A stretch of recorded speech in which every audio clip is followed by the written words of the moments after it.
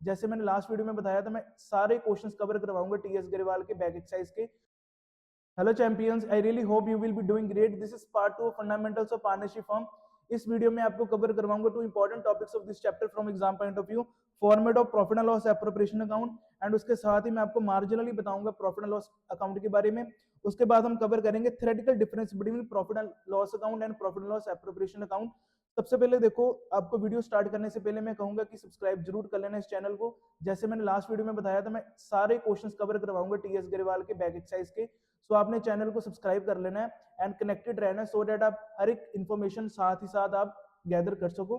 सबसे पहले देखो, अगर मैं प्रॉफिट एंड लॉस अकाउंट के बारे में बात करूं, वैसे मैंने लास्ट वीडियो में बताया था कि charge item and profit and loss appropriation account की आइटम्स में क्या फर्क होता है। अगर किसी बच्चे ने वीडियो नहीं देखी तो जरूर देखना कि चार्ज आइटम्स एंड एप्रोप्रिएशन में क्या डिफरेंस होता है।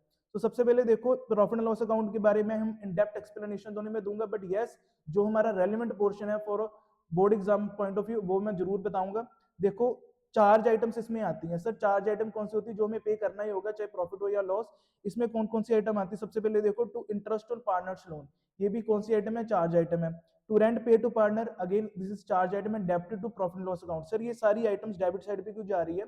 क्योंकि देखो, ये सारी आइटम्स हमारे एक्सपेंस है, तो जो एक्सपेंसेस होते हैं वो कौन सी साइड पे शो होते हैं? डेबिट साइड पे शो होते हैं किसी भी अकाउंट की। सो राइट, इसलिए हमने ये सभी को क्या करा है? डेबिट करा है। So rent pay to partner भी डेबिट होगा, सैलरी पे टू मैनेजर भी डेबिट होगी, उसके बाद कमीशन टू मैनेजर भी डेबिट होगी। उसके बाद जो बच जाता है वो क्या होता है? हमारा नेट प्रॉफिट, जो कि हम ट्रांसफर कर देते हैं profit and loss appropriation account में। राइट, अब सर क्रेडिट साइड में बाई ट्रेडिंग जीपी कहां से आता है? ये आपको पता नहीं है, प्लस वन में हमने ट्रेडिंग अकाउंट बनाया, उससे जो ग्रॉस प्रॉफिट आता है वो हम कहां पे ट्रांसफर कर देते हैं? क्रेडिट साइड पे ट्रांसफर कर देते हैं। राइट, अब प्रॉफिट भी आ सकते हैं, लॉस भी आ सकता है। अगर प्रॉफिट आया तो वो डेबिट साइड पे अपेयरिंग हो जाता है। राइट, अगर लॉस आया तो वो क्रेडिट साइड पे हम लिख देते हैं बाय नेट लॉस, जो कि ट्रांसफर कर देंगे हम profit and loss appropriation account में। आई होप सो आपको profit and loss account clear हो गया होगा। सो ये चार्ज वाली आइटम्स है।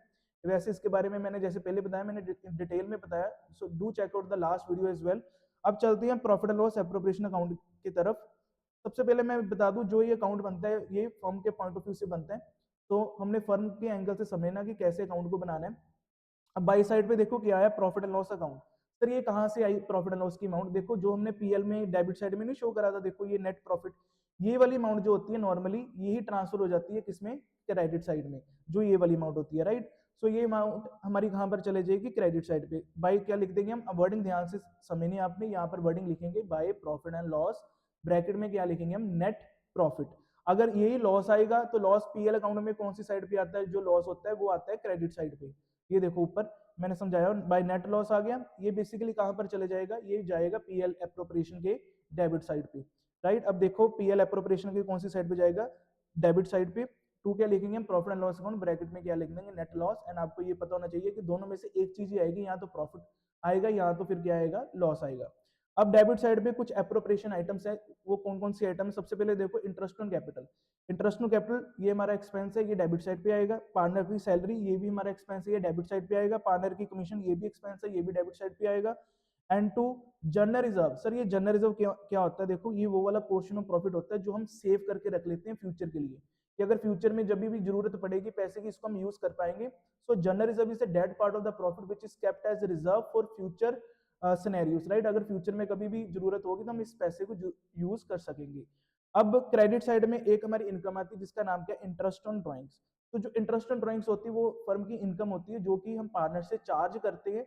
ये सारी आइटम्स हम अलाउ करते हैं, बाकी जो इंटरेस्ट ऑन ड्रॉइंग है वो हम चार्ज करते हैं। सो इसमें क्रेडिट साइड पे आएगा, क्योंकि क्रेडिट में हम सारी इनकम्स एंड गेन शो करते हैं। ठीक, तो अब देखा जाए तो अब जो बच जाता है वो क्या होता है? To profit transfer to partners capital account या current account. Sir, capital account, current account, ये क्या आपने लिखा है? देखो, वैसे मैंने नेक्स्ट वीडियो बनानी है fixed capital versus fluctuating capital में, वहां पर आपको क्लियर हो जाएगा कि कैपिटल अकाउंट भी हम कई बार यूज करते हैं, तो कई बार क्या यूज करते हैं? Current account. वैसे मैं ये टॉपिक नेक्स्ट वीडियो के लिए छोड़ देता हूं, बस आपने इतना माइंड में रखना है कि जो प्रॉफिट होता है वो कैपिटल अकाउंट में भी जा सकता है, वो करंट अकाउंट में भी जा सकता है। राइट, अब देखा जाए जो ये अमाउंट बच जाती है, अब सिंपल है। अब क्रेडिट साइड को जितनी भी आइटम्स है क्रेडिट साइड में, हम सभी आइटम्स को क्या करेंगे? ऐड करेंगे। एंड जितनी भी डेबिट साइड पे आइटम्स है, ये सारी आइटम्स को हम क्या कर देंगे? माइनस कर देंगे। अब उसके बाद जो बच गया हम क्या कर देंगे? पार्टनर्स में डिस्ट्रीब्यूट कर देंगे। कौन सी रेशो में डिस्ट्रीब्यूट कर देंगे?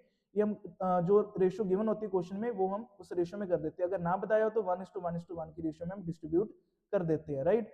अब जो ये प्रॉफिट बचा एंड में, ये पार्टनर्स में डिस्ट्रीब्यूट हो जाएगा, बट ये पेपर के लिए बहुत इंपॉर्टेंट है। इस प्रॉफिट को हम बोलते हैं डिविजिबल प्रॉफिट, और इस प्रॉफिट को हम क्या बोल सकते हैं, डिस्ट्रीब्यूटेबल प्रॉफिट। ये दोनों वर्ड यूज होते हैं इसके लिए, सो आपने इसको भी अच्छे से माइंड में रखना है कि इसका क्या नाम है अदर।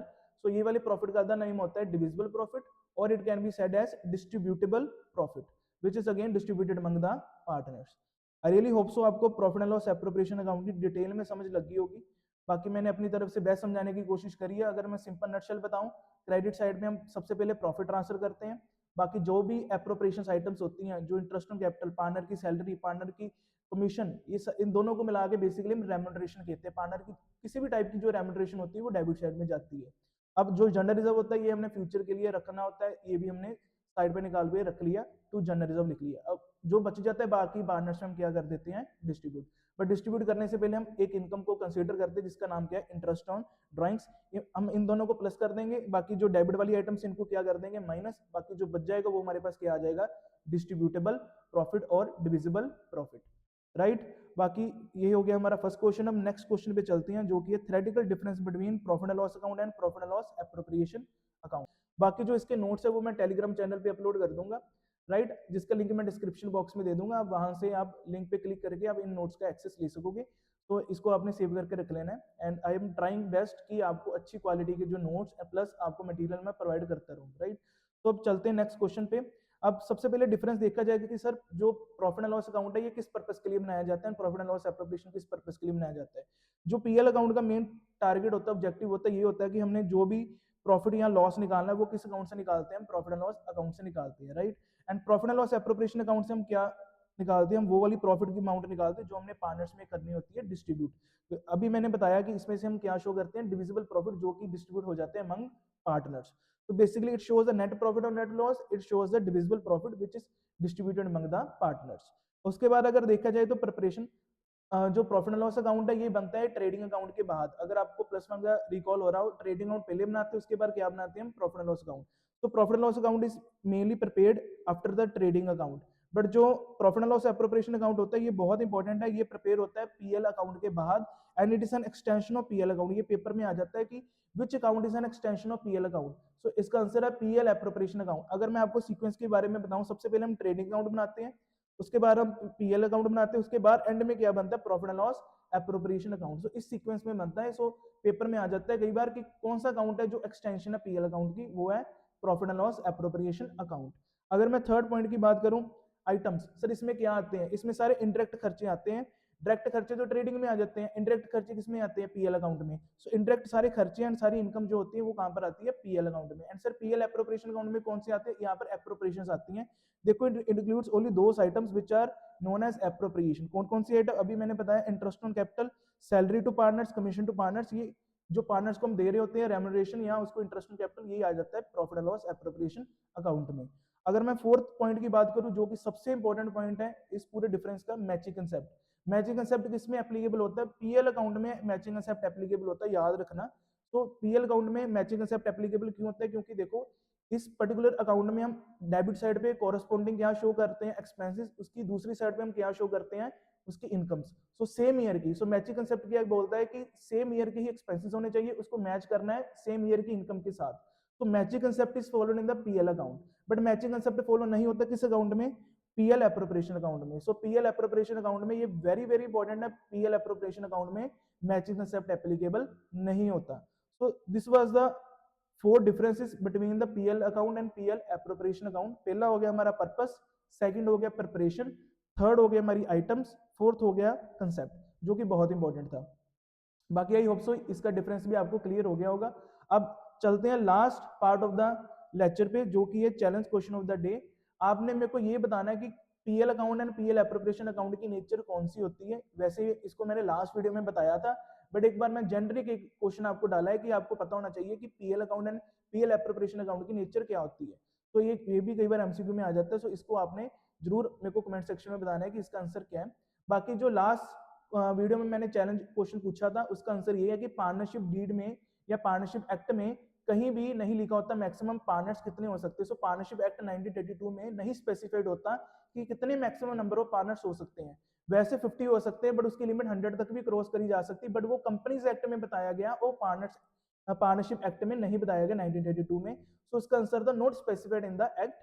सो करेक्ट आंसर वैसे 50 हो सकता है, बट वो भी किसमें बताया होगा, वो कंपनीज एक्ट में बताया जो कि है 50, बट जिसकी लिमिट अगर सेंट्रल गवर्नमेंट अगर बढ़ाना चाहे तो वो बढ़ा सकती है टिल 100 तक, बट एज ऑफ नाउ उसकी लिमिट 50 ही है।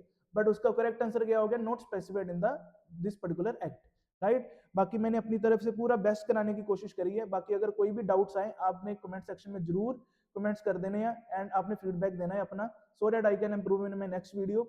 बाकी मिलता हूँ नेक्स्ट अच्छी सी वीडियो के साथ। Do subscribe my channel. बाकी सी यू।